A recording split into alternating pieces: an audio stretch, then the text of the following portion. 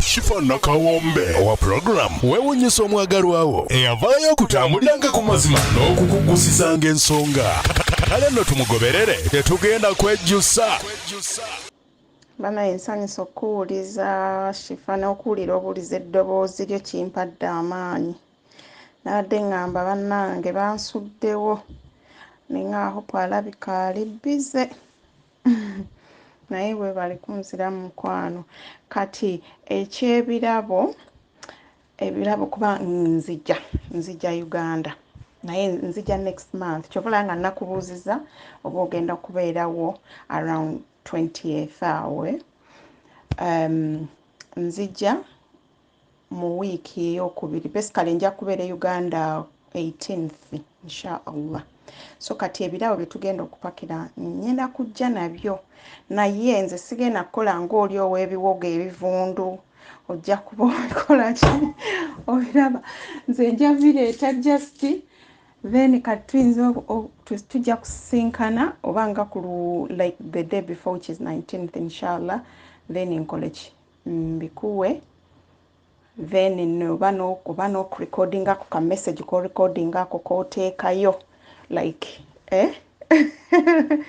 ye mukwano kati just like mpulira essanyu. Bampita Faridah by the way ye nyabo kati ojja kumbulirako like procedure ye dear mbulirako. Then nga bwe ngambye ebirabo nja kuba nzija nabyo wano. Waliwo omuntu wange gwe njagala okusiima, hero wange ye mukwano kale dia neyanziza nnyo neyanzirege ze kasitonka kasa nti olunaku lwange ate tekijja kutwala time nnene even oba half an hour oba ki ya nga oba 1 hour, it will depend. Kale mukwano neyanziza nnyo okuwuliza. Omanyi ne voice note ene mataringa nnyo kubanga olumu essimu olumu tuzitya abantu bamanyi Uganda abantu bamanyi okujinga essimu z'abantu. Nja kuweereza nti muva kuliko amannya gano agali ku ssimu usually era bw'ogamba gegajja ku ssimu gombi nakawombe Shifah. Okay. Kati ngenda kuweerezaako deposit. Ngenda kuba nkubuulira inshallah. Wemba sister day ncha ngenda ziteekayo ku Friday inshallah. Then nja kuba nkuweereza message era neera ojja kuba olaba ludde wa Faridah. Assalamu alaikum wa rahmatullahi wa barakatuh. Gyebaliko mukwano Shifah. Kati mbadde ndipositinze $5,000. Ndowooza ojja kulaba ngaliko send wave. Simanyi oba eyo gaba galaga amannya ag'omuweereza. Naye bwe gaba galaga ebyo ojja kulabako Faridah. Neyansa mukwano. Bye bye. Mbadde nsindise nga sinnaba nakulira voice note yo. Naye okwo kweyo kwe nakisindikidde. Ndaga delivery naye nga nja kusaba nkusinkane nga 19 kuba ntuuka 18 ate kawungeezi. So mba nsobola okusinkana 19 essaawa zonna zompa zijja kuba okay.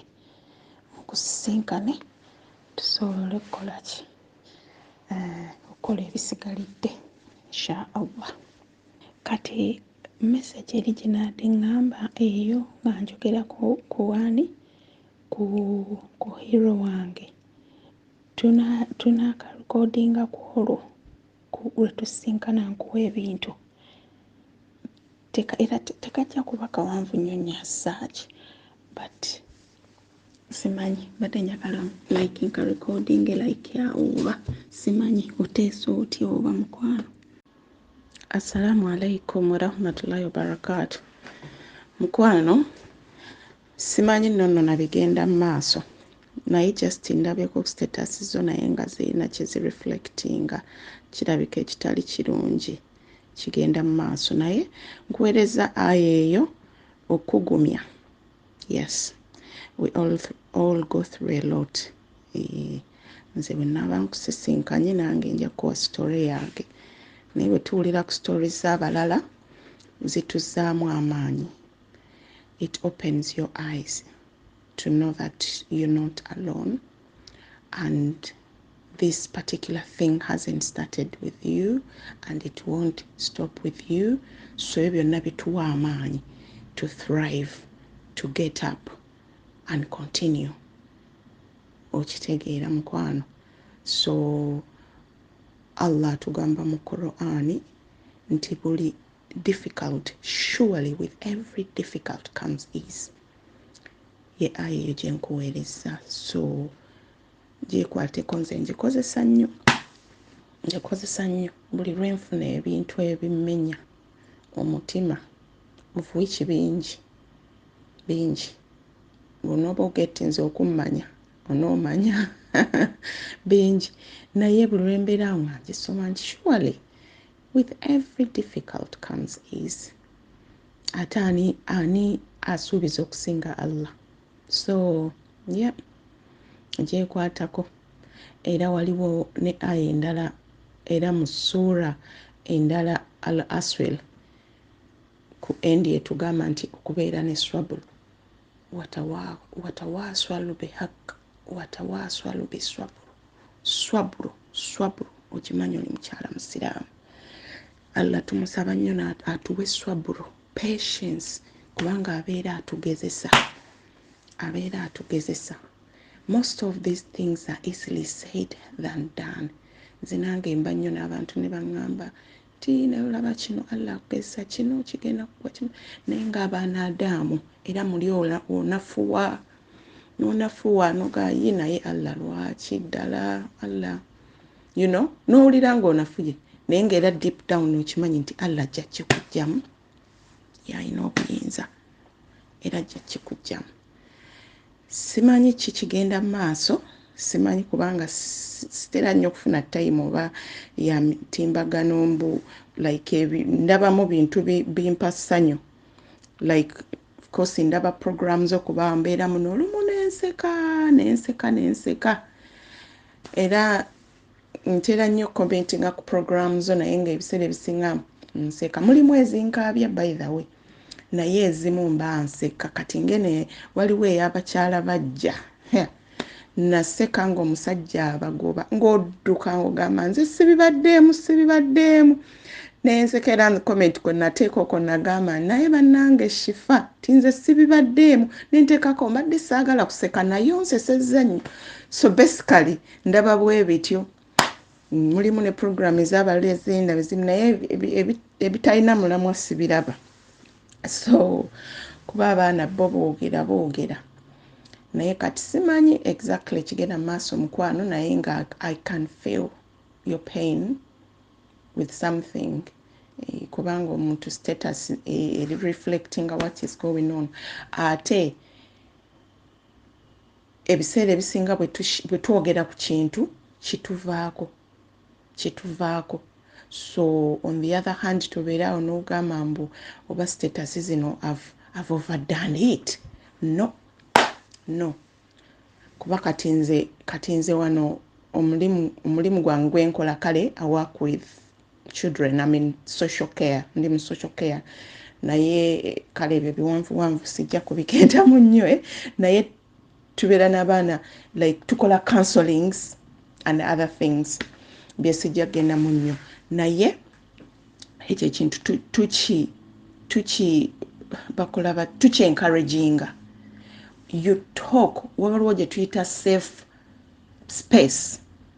So you go in this safe place oba free space noweeyiwa bankuyite kweyiwa neweeyiwa kati safe place oba free space eyinza okubeera for example olina omuntu gweweesiga just ne mutuulaawo oba oyinza okuba oli wekka n'ogenda for example mu kisenge kyo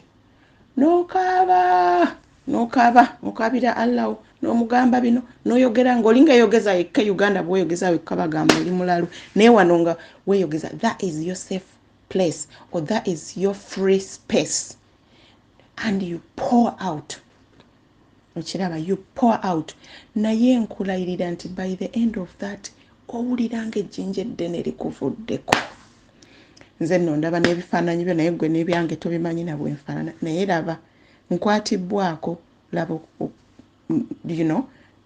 sanga mu bino ebyenjogedde ojja kufunamu akamu oba obubiri n'agamba ne bukumakinga more strong to realize nti waliyo nno abantu like abaagala omuntu oba akantu kano mbadde sikajjukira kati Shifah oyinza okuba okimanyi nze nno ndi mukazi mukozi mpambana njiriba oba Uganda bwe bati olulimi lwe bakozesa njiriba mpambana naye ng'essaawa eno tokimanyi nga tokimanyi nti ndi nno mukazi mukozi ndi nno mukazi mpambanyi omuntu n'ava eri n'agamba Shifah bannaye oli nno mukazi mukozi bannaye oli nno mukazi mpambanyi.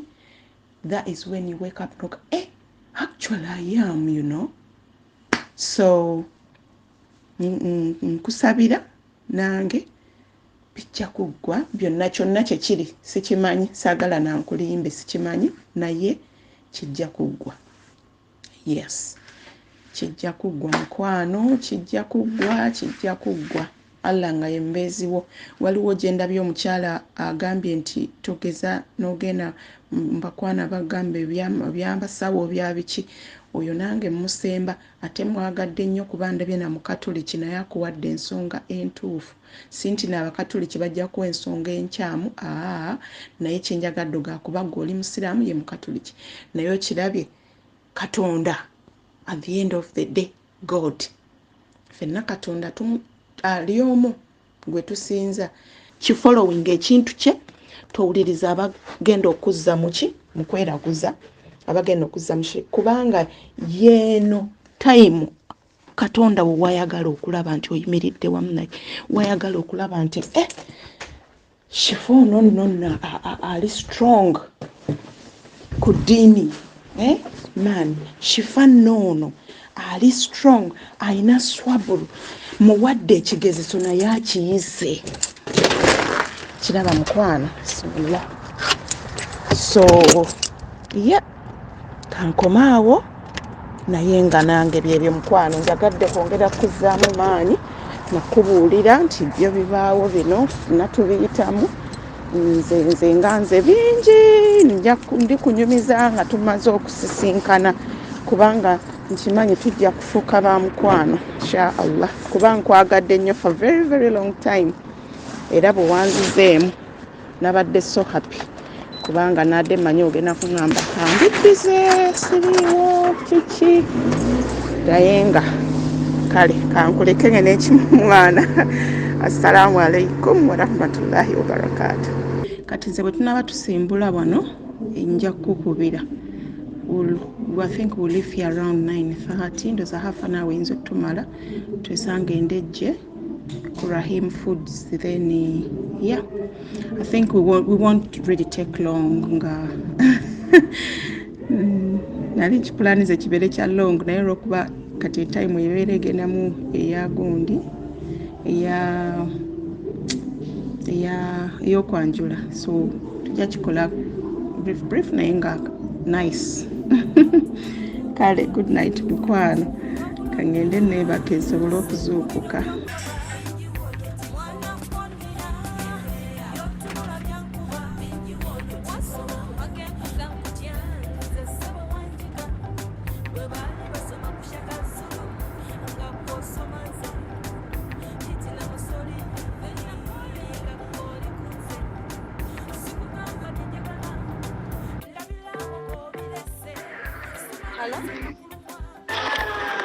Hello.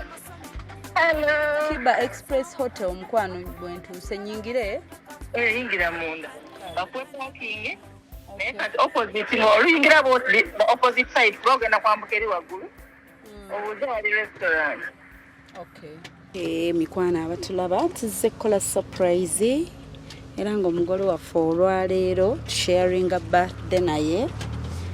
Era wonna woogirabira birthday surprise eno gwe tuzo surprising naye wa 20th January so we share the same birthday era mugamba happy birthday omulungi gwe tuzza okukolera nange gwe sinnamanya oba gwe sinnalabako faani waffe yatucontactinga nga ali London era wetwogerera kati yakomyewo bannange omugole afulumye kujja kukola munnange olina okwecelebratinga ng'ate bwecelebratinga n'abalala so tuzze kukola mikolo tuzze bampise kusurprise emu which we were told before some time back nti 20th about omu ku bantu bwe tulina okuba nga tusurprisinga so tuli Keba Express Hotel tuzze bweti express so ne tujja nga abadda mu kibuga kati nga bwe muwulidde kola esembeyo batugambye bali we look for the restaurant side basawo mugyebaleko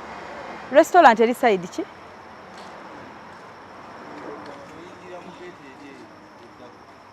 naye ntwala ebigere wali okke kumpi kale awo ekkuba eryo sidde eno eriri kale tweyanze weewamu kale tweyanziza okay. Andrea kankubira mukyalo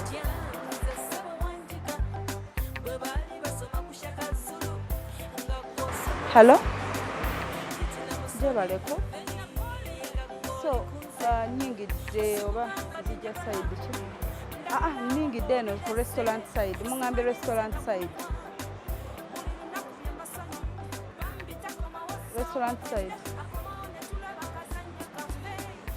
ndi ku Keba Express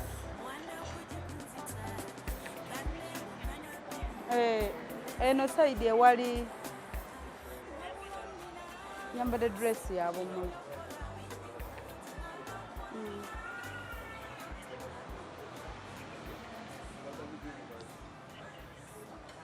omundaba omukyalo omunene ajja kale gyebaleko omukwano hi okay naye maama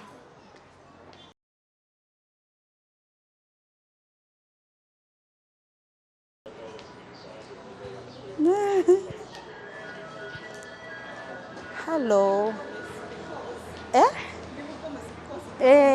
okay happy birthday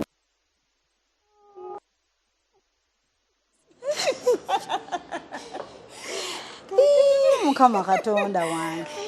Hello. Fine, nice meeting you. Thank you.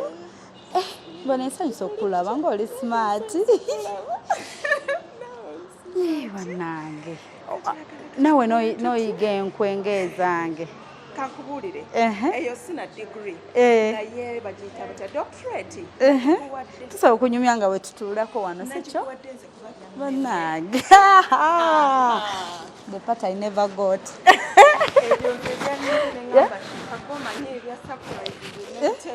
Bambi. The stress you went through. How can I stress on her day? But you know what? Never nag. Stress. No, I can imagine the stress you went through. But you know, from where we started from, Banag. Mami aliwa? Junior mami asigaddewa? Banag. So koyite mami alazewa? Ono omwana ono Isaac y'omu ku bantu okulya ebintu ebikunjagaza bambi Isaac ayita mami ajja snapping nkakutereza oba okuba katereza banange nekulimba mbusinatuuka ndamwoli natuuka ku 15th naye nga manyi bwe nakugamba ojja kungamba kati ebintu bimpe ngamba mpa information ku muntu gwe ngenda okukolera muŋambeko kubanga always omuntu akugamba nina surprising wa sister wange oba ani wange mwagala nnyo biki kale nga ndaba tompa that all that information Nenga bannange omuntu gwe tugenda okukolera asagala kola mistakes. I know. Ngamba banentuse ku lunaku simanyi na kumanya wa gye tugenda. Konze tofaayo nja kugamba kumpi. Nga ngezako kugamba kumpi oleme gamba kale wala nnyo. Bannange. Tutule. Yes, we can see it. Bannange, the effort. I love you so much. Manyi wabeerayo abantu abatwagala nga tetubamanyi. Neyanziza mukama bannange. Just because ebintu byokola bikunjagaza. Yamba abantu bangi. Nze kankubira mami. Nze naye mami yazanvuga. Bambi. Simanyi wakutte ebbali n'atuviira ne tukola ebyaffe. Nva mu kwanjula nti olaba ndi muzigomesi. Oli smart kulikayo. Kivuddeyo. Ngambye bwe naazijjamu nja kulwawo. Okay. Nsanyusa okulaba mukwano. Pressure, mutaddeko pressure. Mbuuza ebibuuzo. Nkubuulire. Ebibuuzo biveeko. Olaba kati ssaawa gy'okubye. Etukoledde bulungi. Because tubadde tumaze okuvaayo ku mukolo. Ntegedde. Nemanya oli mu mikolo. Manya obudde bw'okwanjula bwe buggweera. Naddala okwayanguye. Kati nendaba nga ngenda kutataaganya kati neebuuza ate osooka oveeyo ku mukolo nkusinkane. Nga ndaba byonna kati nakyesonyiye bwe namaze byenkola. Yes, I sat at home because nabimaze nabadde nyina ekintu kyembadde ninde ebbanga lyonna. And God is good. Laba ekyayiseemu mu budde obwo nga I have to go and sign ate baggalawo ssaawa 5. Byonna nga biri mu time yo. Kati bwe maze ne mmanya kati ogenze mu mikolo sigenda kutataaganya. Kati ntandise okulowooza okukubira between ssaawa 10 ku 11 nga mmanyi awo naatera ovaayo. I'm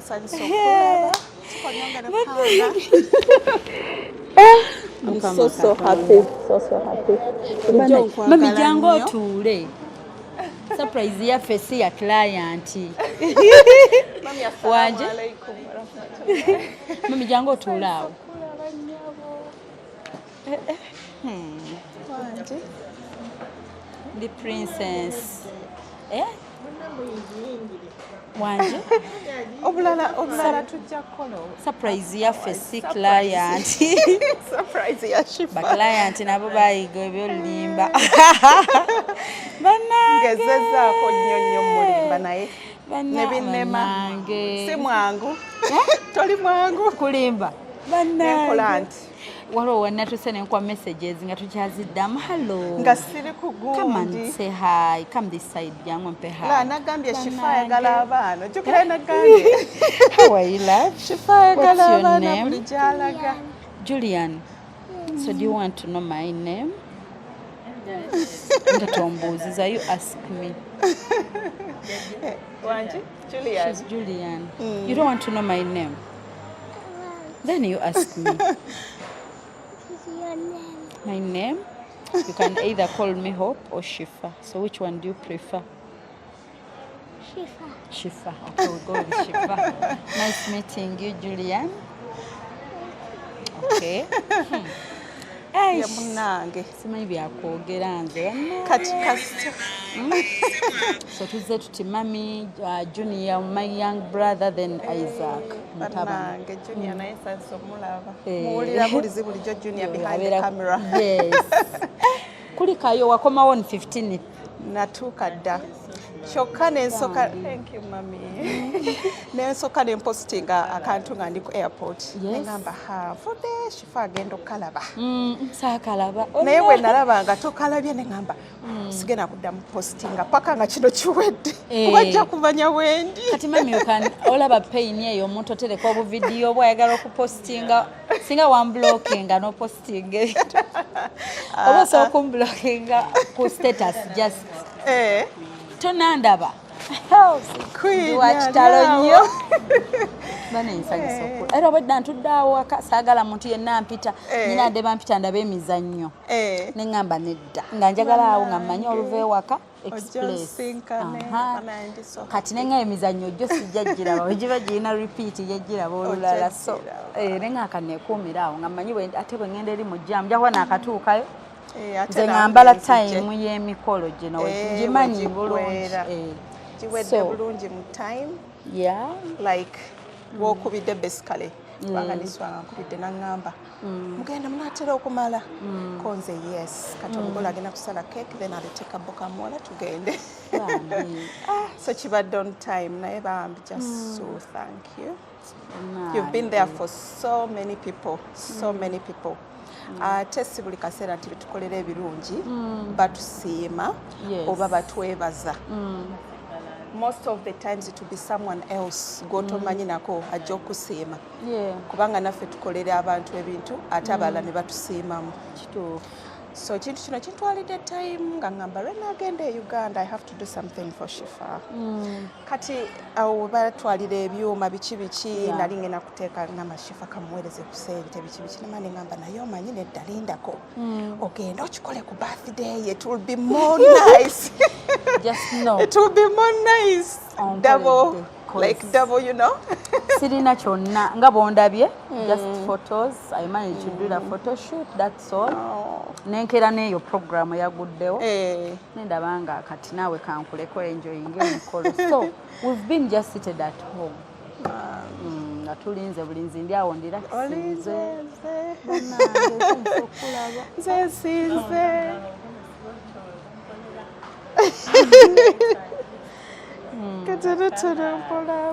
Thank you, mommy.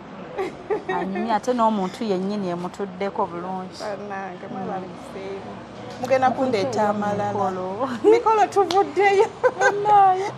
Kyokka mami wankubira bukubizi just siga nti omuntu olwedde obadde onyumya naye.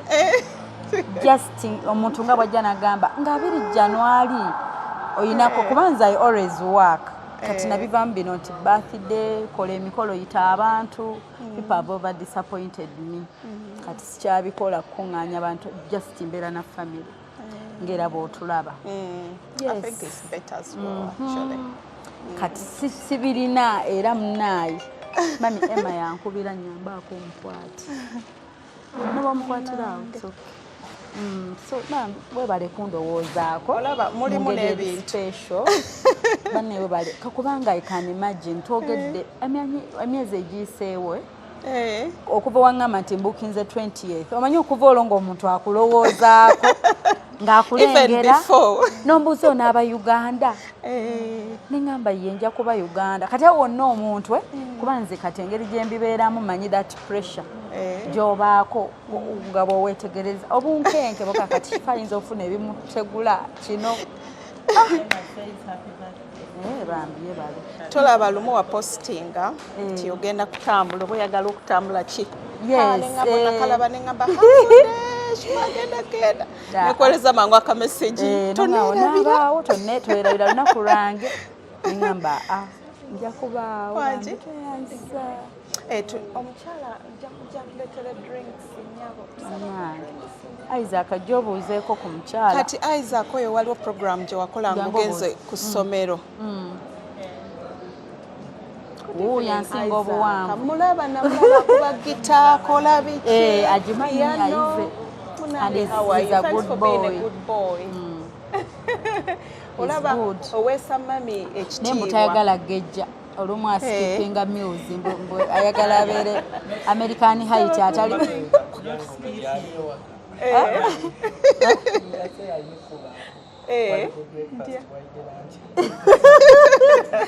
kati kogwe kofe kufigayo one drinks how are you fine never night weyanziza nze neyanziza no time ani mami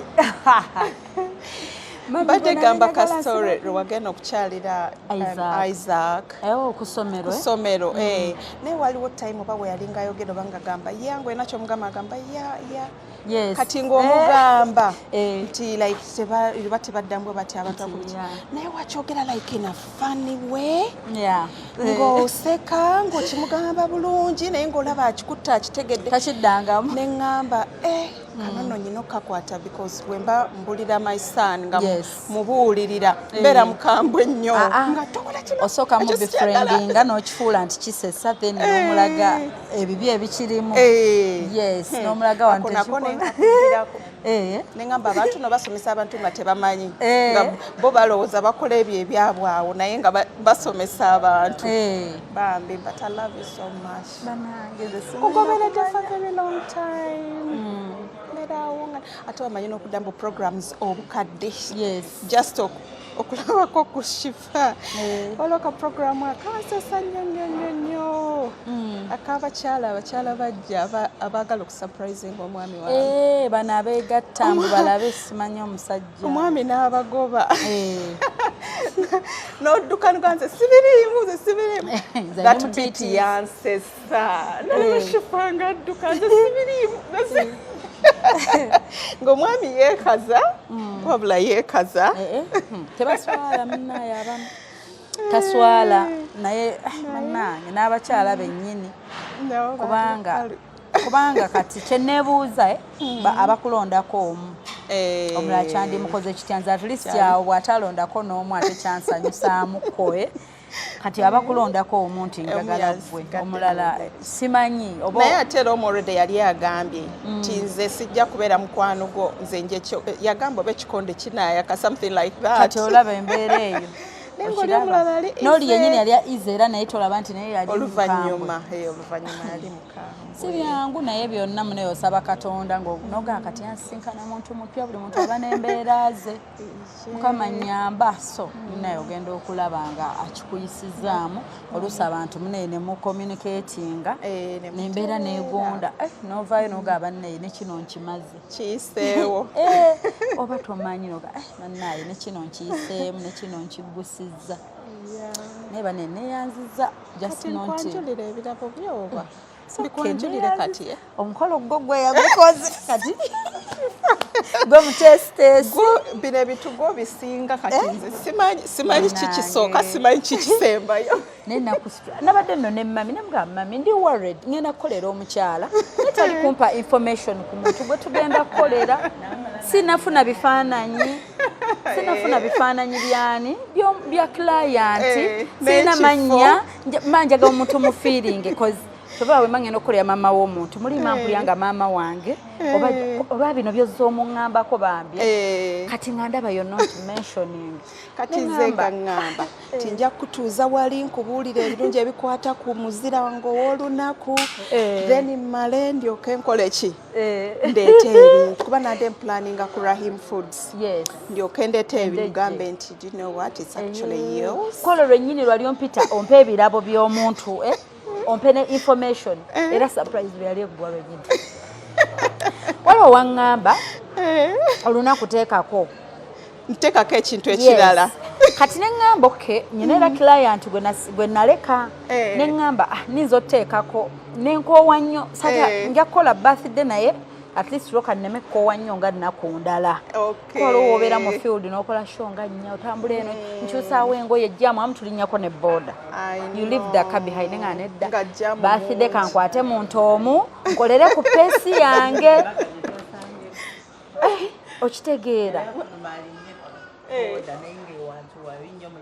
pressure neŋŋamba kati ate mbanga awunze mukaddeko okukolera omuntu w'omuntu mbanga awunze kozimba ne kino wabula abo nabo December omanye otuuka nga amannya gafaanagana ne surprising abantu bulungi nnyo nga just amannya gafaanagana naye nga bali mu kifo kimu wano waliwo omukolo ne wali kyokka ng'opaporedde omukolo guggwa bannange tuzikoze olaba twakola ne ku lumbe eyo naye twatuka olumbe bamaze oziika nga kuliko akaana kato nagiraba So, eyali abitsa obikola naye n'otuuka n'oga bannange mukama era nze bwe ntuula bwe nti ne kukakkana n'oga mukama ne kino kindi anagenda kunywa kyoba thank you the baby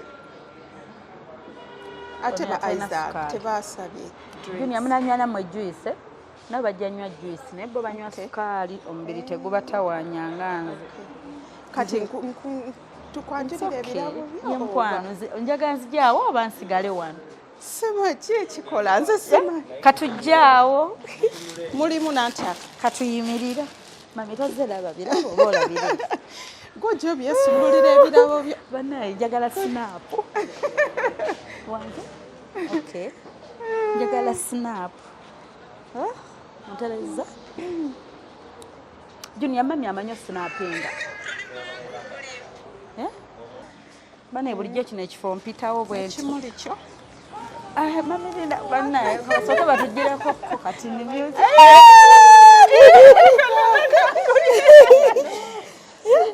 kano kavudde waati ati nze nawunze kaneeno kavuddewa kaneeno kali muki zero okakasi nze nti nawunze dda sibitegeera babagambye nzije ekiki kati ndabika ntaddemu nkyamu bannange sinapinga mami zino baziyita pounds yes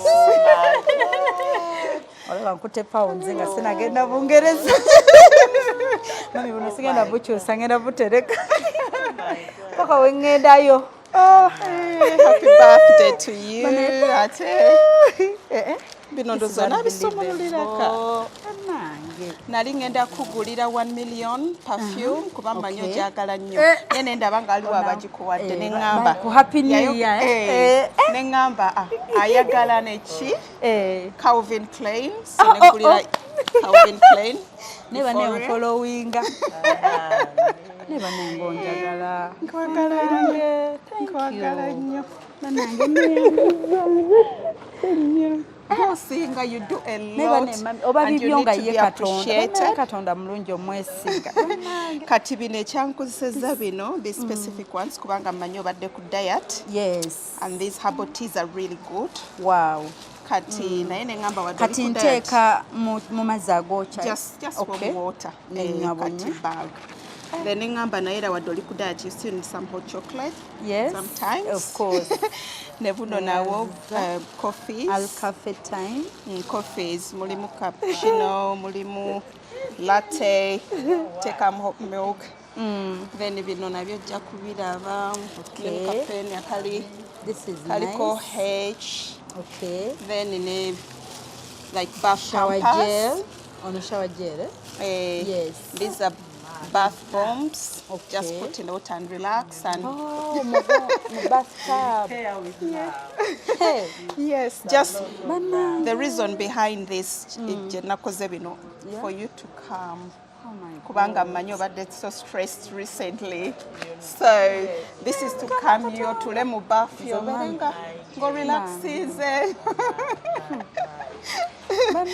yeah, thanks for doing nice things. You're so nice to people, everyone. I know abantu amba kusasula mbubi. That's the world. Yeah. Fena abantu amu tukola ebirungi batusasula mbubi. Naye ate omulala ava somewhere nga katomusuubira namusuubira sina kyenali mukoledde oluusi olina ne boyina b'okolera nenga toyagala bakusasule nga you just want a thank you just appreciation. What's the girl's name? I've forgotten. Naina Jovi. Oh, like Tendo. Like Tendo. Yeah. That's one of the stories is Ankwatako Bambi Tendo. Tendo Jali, she's doing fine. We managed to get her a plot. I saw Bambi. So we pray katonda tusoboze somuterawo ka room. We haven't done yet na inshallah. Kasiteta kache kisinga okola kyo obukulu kyekisinga ng'okifiri n'ebyuma byo bijja kuddawo inshallah. Nze bannange nze sina kyeniza gamba katonda tasobola kwerabira. Yes. Tasobola kwerabira. Kati mami nebaze ntya. Ngambe ki bigambo ki bannange. Just no, Shifah, don't fukamirira. I just want hug. I just want hug. Bane bale kundowoozaako. Nze ne bwe wandiŋŋambye ebigambo ebyo by'oŋŋambye nga tebiriiko ebirabo n'owandingambye ebigambo ebyo just it would mean a lot. Kyandinzizaamu amaanyi. Ate bangi kubanga si buli omuntu asobola okujja n'atuuka. Yes. There is a time when I hated my work. Era if you can scroll osolaba omwezi plus nga siteekayo anything. Ngamba oba simanyi nakumanya nti tukukuta tubadde tukukuta nnyo. Tubadde tukukuta businte mami ntuula n'ekimuli kyange kadiyo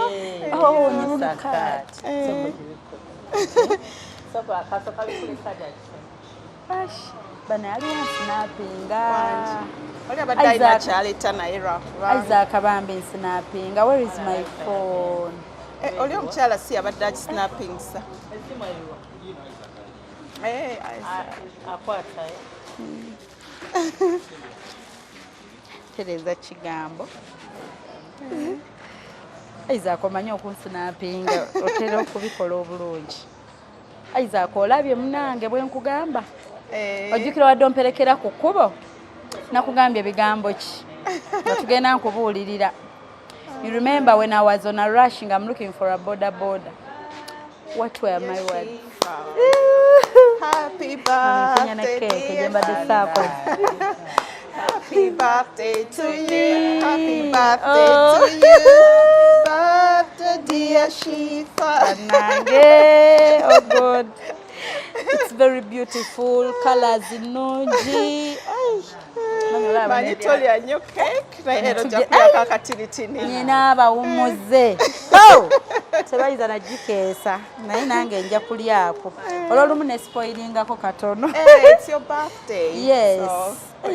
Mama. Kati mami omuntu obazzayo okola ota banetu tujja basaba tujja basaba just asaleko. So should we sit? Tujja gisala later Juni akyo yanguya omukolo gwange buti. Yagala lya keke lindako. Katutuuleko waneno kubanga bannange. How? Bane mukama okikoze 2024 ngenda kukola n'amaanyi because what you're doing right now oli kumpa wa kamera takwata kimuli mukwano takwata kimuli kubanga bikuwa amaanyi okukola mbadde otuuka n'ogamba kati mukama lwaki buli budde natuuka ne ŋŋamba abantu bajja nagamba oleeta omuntu n'oyo n'aba mubi abantu bajja kugamba era n'oyo omubi n'oyo mubi eseza gwe mubi kyekitegeeza gwe mubi naye you reach a time n'oziira wekka nga you're done telling people about what you're going through. N'obeera mu mbeera ey'okuziira nga you can't talk okitegeera. Lwe nabadde Germany bazzemu ne bakola olukwe ne banziba obuntu bwe nadde nzizzaawo baabwe so nga siina bwenziramu ntonzeewo kompyuta ng'era bandi kumpi nabo nabaleeta ng'omu oyinako n'omwana wo mumuwera school fees. I didn't mention ekyo kyankubye wala naye omanyi nembiyitamu bajja kufuna the reward of it. Nenga mukama gwe era n'obaleka bagowe ngawe with it. No, Katonda teyerabira aba n'ensonga. There is a reason why. Ate he has better plans for us. Oli mukyala musiraamu tugamba ekintu kibaawo gamugambye alhamdulillah kuba Allah tagera kibi. Nza nogatyako dda nti Allahumma lakal hamd. Si losing confidence munze n'okweyagala naye natuuseko akaseera n'enkifiirwa ekyokweyagala nga sikyefaako. Naye just know people out there love you. I'm really humble. We love you. Tomanyi buli muntu abeera akwagala. But just know people there love you and they love your work. So we pray for you every day. ngenda kukola mami mami ngenda kukola ebiri mugenda kukolera abantu nga bwe nsaba Katonda nkozese ngenda kukola n'omutima gumu ate alina ekisa kingi bw'obeera n'ekisa kingi sometimes people take advantage naye ate tekikugyako kisa kyo ekiraba tekikugyako nadde nyumiza nisi wange the way you love kids balika ninayo essomero ninayo akasomero ewake bulijjobeera nosanga obwana n'obubuuza n'obuwaayo ssente omanyi nti n'emikisa by the way giri nnyo mu baana kati nyina nkosezza naye nga namulaba ddala ne ŋŋamba ne mami omukyalo ono nno mmuleeta naye Katonda omutima guganye naye alina ekyana ekirungi ekiwala they have chased her away from the house nina space so everyone was like oba oyamba omuntu muyambire gyali naye era ogenda olaba gy'ofumba emmere obuuza walidde n'osena kunoga kati kamuleete lumu azijje lumu lwakwa mami yaŋŋaana okwogera bye mba nkoledde omuntu nagatoyogera just move on no, let me tell you bakitugamba bulijjo nti oba okoze ekintu kikole ku lwaleera but still we are human beings tuli human beings so era obeera weetaagako omuntu okulaga appreciation ne bwe kaba katono katya kati tuyigiriza abaana abato nga omwana omuto olutandika okwogera omuyigiriza to say please and thank you bw'aba asaba ekintu tusaba busabi can I have that juice you have to put on please obeere polite oli bwakweki amukuwadde say thank you so kati omuntu bwakula we expect that person ne bwoba okikoze okulwalira kale but you still expect that person ogambako then era mu bulamu n'omanya nti we can't do away with mistakes sometimes n'omuyigiriza sorry kuba teri atasobya ebyo bisatu bwe biti thank you sorry please yes just omutima gwange olinawo ogutadde ebyaddala ate nze nkwagala nnyo manyi waliyo bangi abakwagala ennyo abalala mami namukabidde nnyo amaziga luutu eno nenzirayo oba okufuuka bebi tetukula maaso g'abazadde alwala n'okulwala tubiniyami ate ekyo mbadde nkiyitamu mukasirise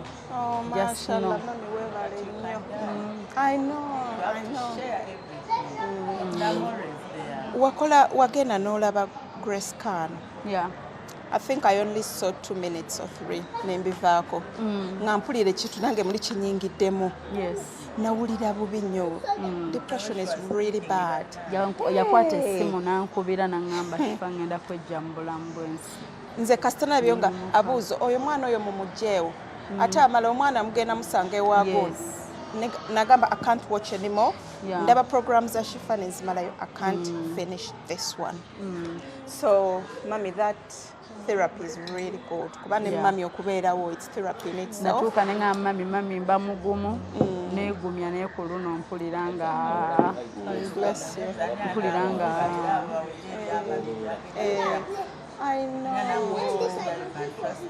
I know exactly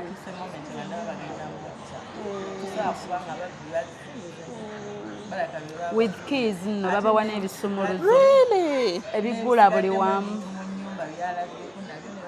misana oli n'afuluma nakyo bw'ati eneneka n'akiteekamu nga bamaze okubba n'okonfaminga ebisigaddewo nabyo ne babikima olaba eno show gye twalitandise nga omuyimbi ajja n'ayimba kati ebyo basembyeyo twala ng'omubbi amaze okubba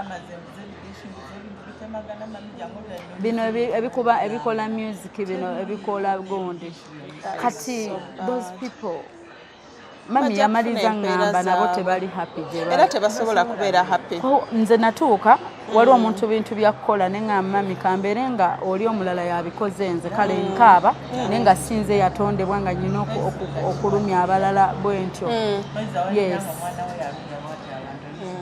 it's not good naŋŋamba era bw'obanoonyerezaako Katonda ajja bazza where they belong wabaleeta batalina kuba olwotuuka nogana naye mami nedda Katonda lunangezesezza ate mpaka ewasembayo anti kati woyitamu eyo embeera era abakuli okumpi wavayo agamba nyina omusawo wano ajja bikomyawo agenda bakyamya emimu agenda olaba kyekina saakikoleza ku message nakuweereza kati no kankuulire nali mpeereza message eyo ne ŋŋamba naye nonno kati ndabika Shifah ayinza okususpectinga something kankome wano nga ntandise okugamba ebintu bingi namuweereza very long it was very message. nice Ne mugamba abantu tebakubuzaabuza mbu bakutwala mu basawo.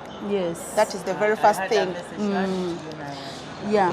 Ne mugamba nti Allah aleeta bino ebintu okulaba our patience. We've got to show him nti tulina swabru. Yes. Ate era Katonda tajja kutestinga nga takwagala because ebiseera ebisinga Allah bw'atestinga bayagala tukomewo ko tu.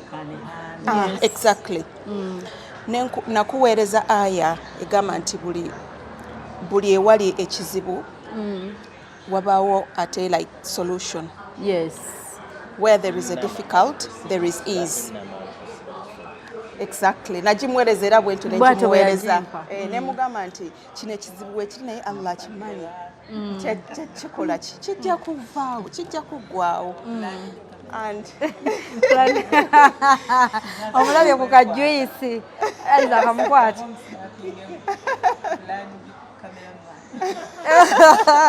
oba yeetega kimuli kyange simanyi kuba alina engeri gye yeeteze. Mukama oli mulungi, mukama mulungi kubanga munange mental support kikulu nnyo bino don't even look at that. Kati bampitira omuvubuka eyasooka okunziba lwe nakaaba ennyo era we nagambira naye eranzi nenga mami bampise famire ye nabo baalumiddwa kumbe bwe yakola olukwe banzibe yaggulira ababbi naye ne bamuyitamu ne bamubba. Kati la famire ye bwempita mbu ate uno tujjanga omukwate kande bangamba naye gwolaba yawunga tasenya atambulira mu binnigi nabegwako sole neŋŋamba kati ate wuuyo ansinga obo byate era nkwata oyo tuddemu oyo trauma neŋŋamba tumuleke natumurekera mukuba emiggo naye bamuyitamu yabaggulira ne bankomya kale nza bannange naye mukama naye omanyi mami omutima omubi gubonyabonya nnyinigo noddira omuntu gosaana okugamba bane kati jjajjange mulwadde kati ewaka kino gwosobola osharinga naye n'oyagala akome kati oba olyekozeeko oba olyekoze naye bwebalekera Allah nze nyagadde kuwa some mental support kulaga nti eriyo abakwagala eriyo abasiima byokola mbakiikiridde olaba n'obwo bumesagi bwonna nzifaako era kyobola nziteeka ku sitatasi yes kubanga ziina we zinteeka nze ne bwe biba bigambo bambi stress g'oyiseemu kutegeka kino na planninga neŋŋamba Shifah ono bamuwana n'okukola surprises leero nange kanjimukolera akitegeere tebyannemye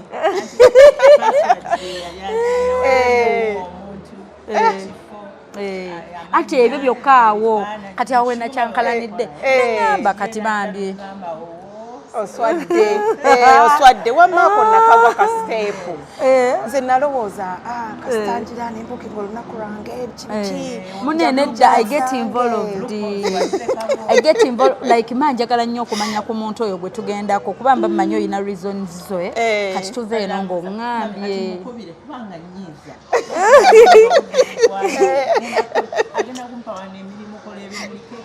ku last minute okitegeera nagamba nja kutuuka wali tutuuke wali tutuule kati mbere nga munnyonnyola ku muzira wange nti munnange omanyi omuzira wange bwebiti ne bwebiti ne bwebiti then after kuba nali mugamba ebirabo nze ngenda obikola nti naye njagala abirabe tabeera ng'oli gwe bateramu ebiwogo kati nga mmanyi bwe naaleeta nti ebirabo awo wenja omugambira nti naye of course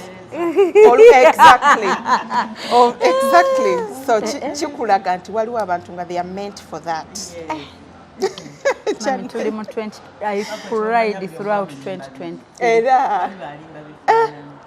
era mu 2023 nebalizaamu bulamu naye zo disappointments kuva Feb mpaka bane okuli okunziba ne babba amasimu nga mukaaga mu mmotoka ne babba abakyala abamusinzeeko ate ku myaka ate yebe bamukwatirwa abakyali saizi oba stage yo bagiyitamu nga tebazedde engaji maybe ate bo bakambwe nnyo abakusingidde ddala n'emyaka 10 plus era ndozansa naye mami olaba nnyina omanyi buli kintu olina by'oyigiramu kozi natudde ne ŋŋamba omanyi bw'oba ofuna ebizibu otuula noga where do I go wrong noonoonya obuzibu bwe we buli nentegeera ne mmanya nti nze ate nkedde nti mpadde omuntu omulimu bwe mala omuwa omulimu ate ne muleeta closer nenyingira mu bulamu bwe ne mu bizibu bye nze kye ndowooza nti mba nnyamba naye ate ensi si byeyagala ekyo kye nategedde babiraba bulala and everything would be fine ya Shifah omanyi kyeritegeeza healing. Yes, you see, you heal from inside to outside.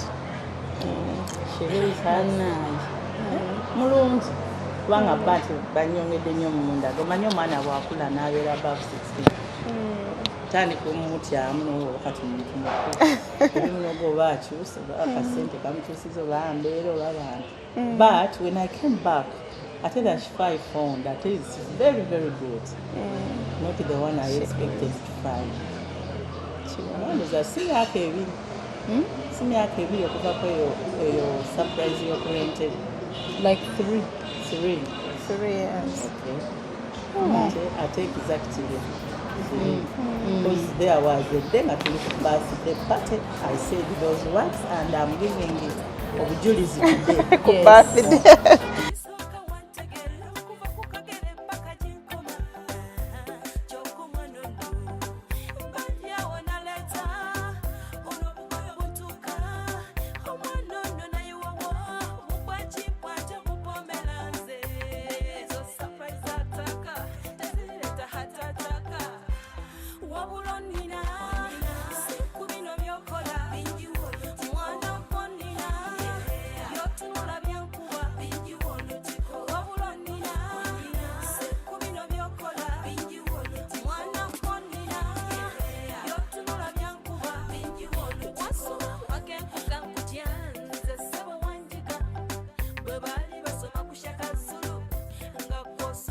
Banange, we are here. Junior Jolie. Tuli wano kusala keke no nga celebrating ngongole. Kasprego kaina. Kakali wa camera. Okay. Celebrating I hope Shifah nayanziza. Our hero. Thank you. Zira wa fora lero. Nga yenze. Baby girl. Amina. Nayanziza banange. Bana abatulaba munne balizeeko. Katubale 50 then tusale. Sicho? Wama tukwate 5 4 kwatako 3 2 1 0 Isaac yo ango munkwatidde banange neyanziza mukama saba mukama atongere ebirungi atuwa olugendo banange nsaba nange mukama ankozese one day nange nange mukama ankozese bulungi bannange kubanga munnange olaba onsiimye ng'ondabira wala nange ankozese lumu wande mbere wa mugaso gy'oli. You've already been sikunyumiza story ya Isaac n'ebirala byonna so already obadde wa mugaso gye singa tobadde sali badde wano tweyanziza simanyi byakwogera tweyanziza njagala no testingako tweyanziza bannange tusiibudde saba mukama akuleese gye tuli egejja oba bagamba batyo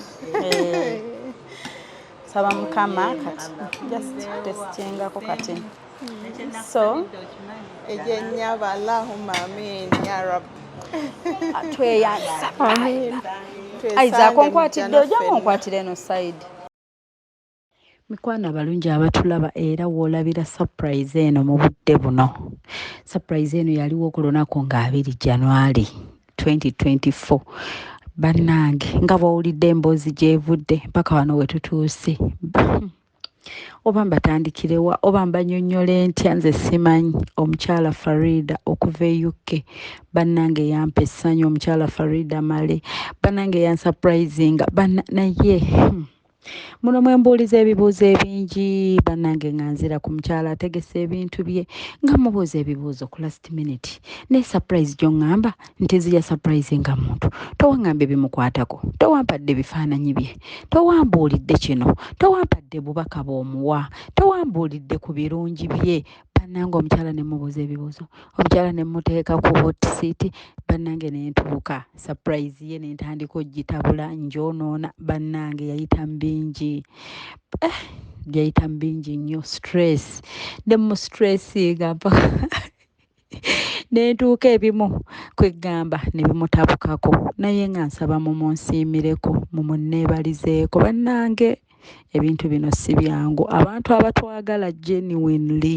si bangi era bw'oba omufunye bannange musiime omwebaze bannange ntwala omukisa guno okwebaza omukyala Faridah ng'oggyeko ebirabo bye yampa ebikwatibwako bannange yaŋŋamba ebigambo ebirungi bye nali neetaaga okuwulira mu budde obwo ebigambo byajjira mu budde obutuufu mu ssaawa entuufu na buli kimu bannange nga mbyetaaga nga nandyagadde omuntu okuŋŋamba ebintu bwe bityo nga nange bwe mbigamba abalala nga nange bwe ngumya abalala nga nange abalala bwe bajja ne bakaabira mu mikono gyange I really needed that era omukyala n'akikolera mu budde yasangibwa akipulaaninga okuva emabega bwe byajjira nga mpita mbingi oba nga mpise mbingi waliwo abantu abatumanya ne batwagala nga ne bw'oba toyogedde bigambo bingi amanya kati Shifah ayita mu mbeera bweti kati Shifah si musanyufu kati Shifah bimutwala kati Shifah bamuli bubi bannange ye mukyalo ono nze simanyi bwe nninza mmwebaza naye mbasaba mwenna bafanzi bange mbasaba mwenna ba team Hope Shifah mbasaba mwenna yagaliza Shifah ebirungi mwenna abaagaliza show yaffe ebirungi bannange munneebalizeeko omukyalo ono Faridah Male owe UK bannange yankolera ebintu yansiima mu ngeri ennungi yaŋŋamba ebigambo ebirungi ebijjanjaba omutima simanyi bwe nninza kusiima nasanyuka nnyo nasiima nnyo mukwano omutima gwe wateekamu okikola obumalirivu obudde essente oh my God